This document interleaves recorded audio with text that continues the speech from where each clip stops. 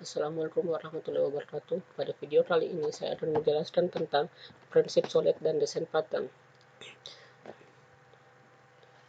Prinsip solid adalah salah satu fondasi utama dalam mengembangkan roda program agar lebih mudah dimengerti, dikelola, dan dikembangkan. Prinsip solid juga mampu diterapkan di banyak bahasa pemrograman yang berparadigma OOP. Penerapan prinsip solid juga akan menghindarkan Anda dari membuat aplikasi yang mudah memiliki bug karena penerapan desain yang buruk. Solid terdiri dari 5 kata, yaitu S single atau single responsibility principle, O open closet principle, L list of substitution principle, dan I interface segregation principle, dan D dependency inversion principle.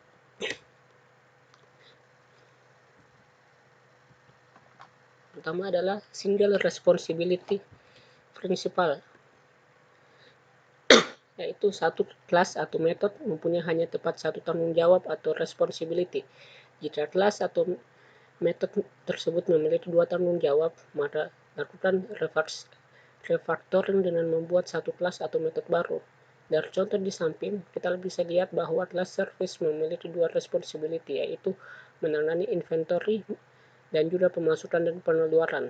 Hal ini tentu melanggar single responsibility principle. Hal ini sehingga kelas di atas bisa kita pecah menjadi dua kelas, yaitu inventory service dan finance service.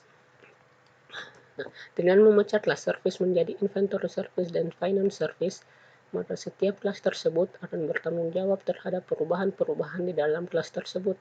Dalam artian, inventory service hanya akan bertanggung jawab apabila ada perubahan task di dalam kelas inventory service. Demikian juga dengan finance service. Selanjutnya adalah open class principle. Kelas harus open for extension, namun class for modification open for extension artinya desain kelas sehingga kita menambahkan fungsi baru harus dapat ditambahkan. Class for modification artinya sebuah kelas yang telah didevelop harusnya tidak dimodifikasi lagi kecuali karena bug. Untuk contohnya bisa dilihat pada gambar di samping. Selanjutnya adalah list of substitution principle. Prinsip ini menjelaskan bahwa superclass harus dapat digantikan dengan objek dari subclass tanpa berefek terhadap aplikasi. Hal ini dilakukan dengan objek dari subclass memiliki perilaku yang sama dengan superclass. Bercontoh di atas, metode operasi bisa menjadi bagian dari superclass selama superclass bisa menjamin melakukan operasi. Input parameter dan return value dari operator dari metode operasi yang sama. Nah, selanjutnya adalah interface segregation principle. Pada interface segregation principle, kelas yang ingin menggunakan interface atau abstract class bisa tidak mengimplementasikan metode, tidak digunakan kelas tersebut. Dari contoh di samping bisa kita lihat bahwa kelas ayam tidak perlu mengimplementasikan metode, sedangkan kelas sapi mengimplementasikan metode menyusui dan makan. Dan yang terakhir adalah dependency inversion principle. Dependency inversion principle bertujuan untuk melepas ketertarikan antara high level dan low level class. High dan low level bergantung pada abstraction. High level merupakan kelas yang mengimplementasikan solusi secara keseluruhan, sedangkan low level merupakan kelas yang berisi operasi yang lebih detail seperti operasi ke database. Seperti contoh di atas sudah menerapkan prinsip dependency inversion. Bisa kita lihat bahwa kelas karyawan tidak dependen secara langsung ke low level class, yaitu kelas gaji, tetapi melalui interface, yaitu kelas gaji.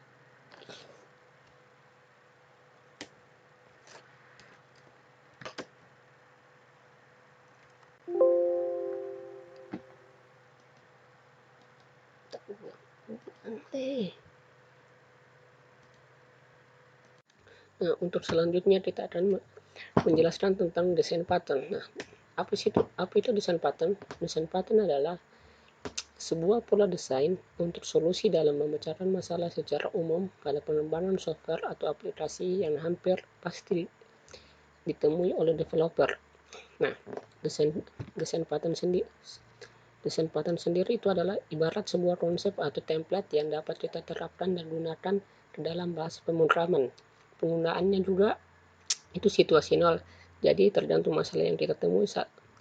Nah, untuk selanjutnya adalah manfaat dari desain pattern. Manfaatnya itu ada 4. Pertama, baris kode lebih terstruktur rapi serta mudah dibaca dan dipahami, sehingga kita dapat menggunakannya kembali. Nah, yang kedua adalah kita dapat menyerahkan proyek kita ke developer lain untuk dilanjutkan. Nah, yang ketiga, kita dapat menyelesaikan masalah pengembangan software atau aplikasi secara umum. Nah, yang keempat, meningkatkan efisiensi waktu dalam pengembangan software atau aplikasi karena kesalahan yang sebelumnya sudah teratasi. Selanjutnya adalah jenis-jenis desain pattern. Nah, jenis-jenis desain pattern sendiri berdasarkan pada buku yang diprakarsai oleh Game of Four yang berjudul Design Patterns Element of Reusable Object Oriented Software serta beberapa tambahannya, terdapat 25 pattern yang bisa. Nah, lalu dari jumlah 25 itu dibagi menjadi 3, yaitu struktural, tradisional, dan behavior. Nah, untuk lebih jelasnya adalah ini. Pertama, tradisional. Nah, tradisional sendiri terbagi atas 6. Nah, pertama singleton, factory, abstract, prototype, builder, dan object pole. Nah, selanjutnya adalah struktural. Nah, pola desain ini menyediakan pendekatan atau cara berbeda dalam hal merestrukturisasi kelas, seperti penggunaan pada pewarisan dan komposisi. Dalam membuat objek yang besar dari objek yang kecil, pola desain ini berkaitan tentang bagaimana sebuah kelas dan objek dapat disusun untuk membentuk struktur yang lebih besar. Nah, untuk jenis-jenisnya ada 6. Yang pertama ada adapter, kedua bright, ketiga faded, keempat flyweight, keempat dekorator, dan keenam adalah proxy. Selanjutnya adalah behavior.